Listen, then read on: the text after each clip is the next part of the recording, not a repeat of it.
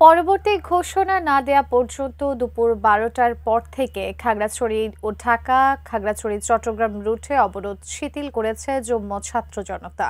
তবে অন্যান্য সড়কে অবরোধ চলবে। খাগড়াছড়ির সদর থেকে বিস্তারিত জানিয়েছেন প্রতিনিধি আবু দাউদ। সিঙ্গিনালা এলাকায় স্কুল ছাত্রী ধর্ষণের ঘটনার প্রতিবাদে ঢাকা অনির্দিষ্টকালে সড়ক অবরোধের আজ টানা তৃতীয় দিন চলছে।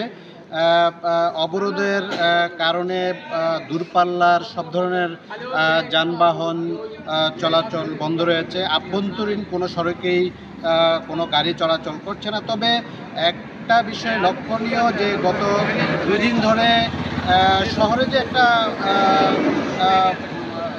একটা কার্যত অচল ছিল সেটা কিছুটা হলো লাঘব হয়েছে। কিছুক্ষণ আগে জানা গেছে যে খাগড়াছড়ি ঢাকা এবং খাগড়াছড়ি চট্টগ্রাম এই দুটি সড়কে অবরোধ কিছুটা শিথিল করেছে।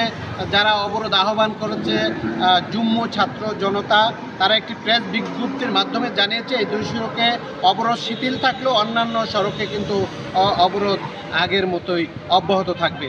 এই ছিল খাগড়াছড়ির সর্বশেষ অবস্থা।